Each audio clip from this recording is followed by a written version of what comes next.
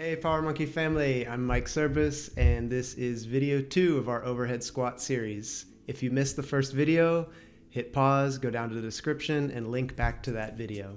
There will be some important concepts discussed that we are building upon here. So it's been over 10 years now that I've been teaching people of all levels how to safely and effectively overhead squat. And what I have noticed are that two very common faults continue to occur. The first is almost universal and comes by way of lacking depth.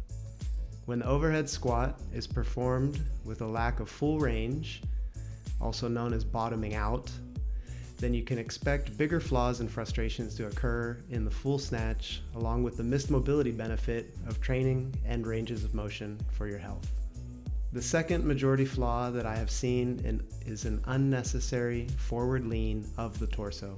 The forward lean can often develop over time from mobility restrictions, a lack of awareness, or even intentional cueing that has exaggerated or just not matured with your skill and your training age.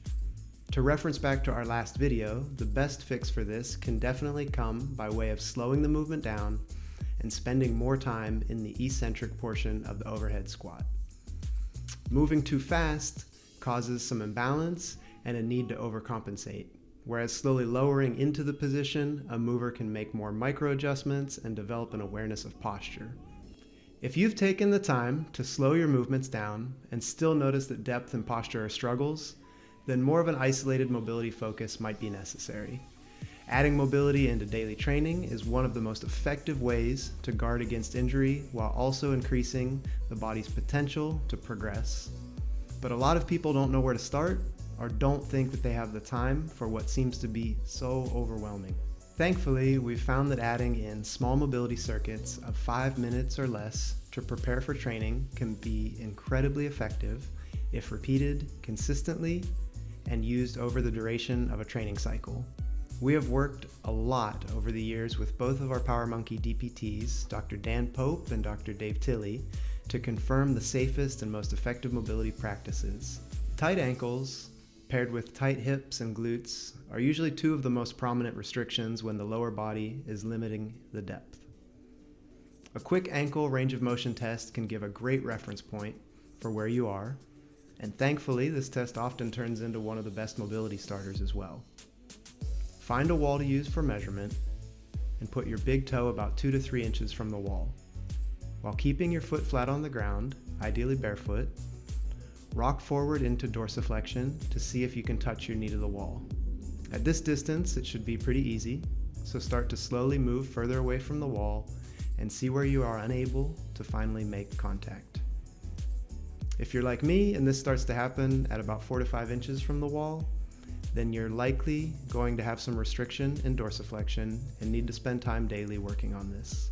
If you have a lot of tension in the calf, then foam rolling or smashing the calf combined with ankle rocks and heel sits will do the trick.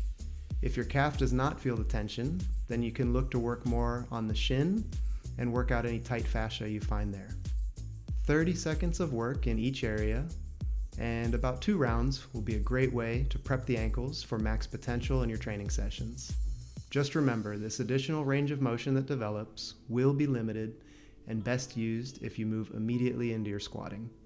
You can add in 2 hip-focused pieces during or after completing this circuit to put the final touches on prepping your lower body for max depth in the overhead squat. I've found that almost everyone can benefit from daily hip flexor stretches, coupled with either a quadruped glute stretch or soft tissue work in the glute medius.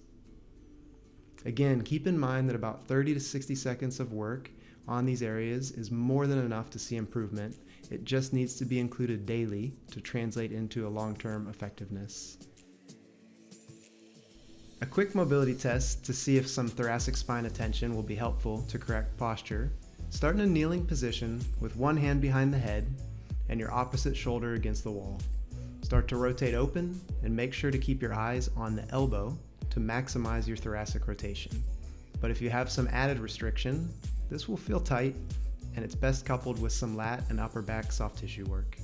Go ahead and get 2 alternating rounds per side of the thoracic rotation, along with your lat and teres foam rolling. 5 to 10 reps per side, or accumulating 30 seconds will be sufficient. This efficient couplet along with your eccentric and pause overhead squats is often enough to open a new and more vertical range of motion.